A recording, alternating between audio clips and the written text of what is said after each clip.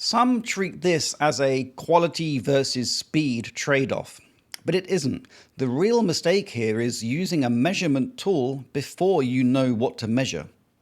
Here's the distinction that matters. Interviews discover the question. Surveys measure the answer. These are different jobs, not interchangeable ones. An interview is a conversation.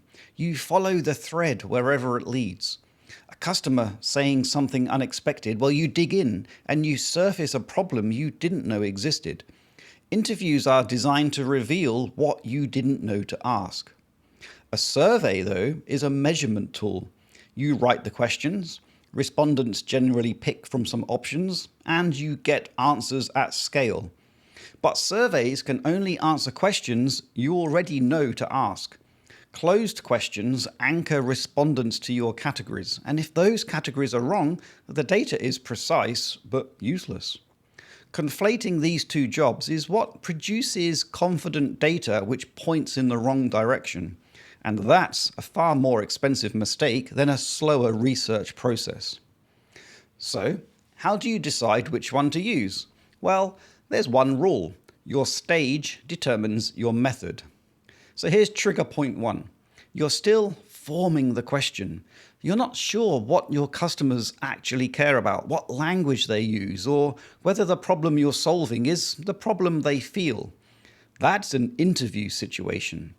Run 5 to 10 conversations. Let the themes emerge. You're not looking for statistical significance yet.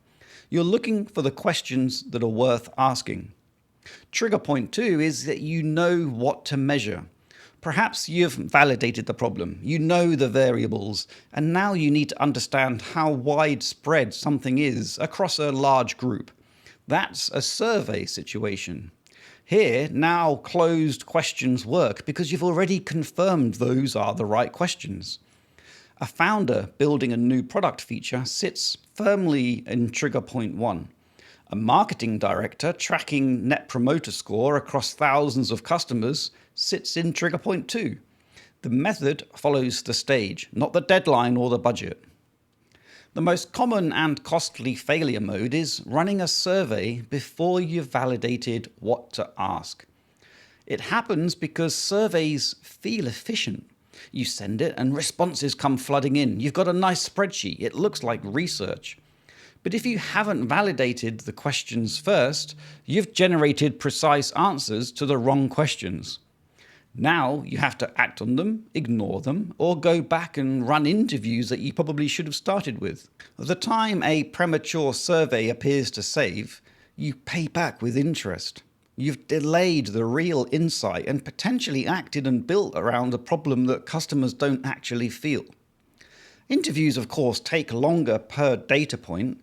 You really want to spend around 30 to 40 minutes on each, including any preparation.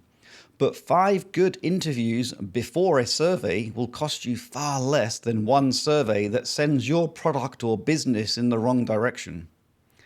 Now, of course, you can use both methods, but sequence beats combination every time.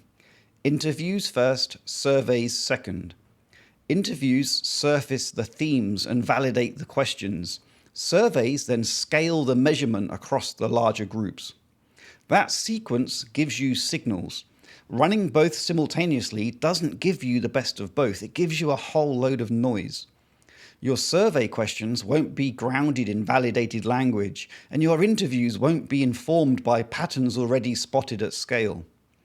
The decision rule is, if you can clearly state what you're measuring and why it matters, then look at surveys.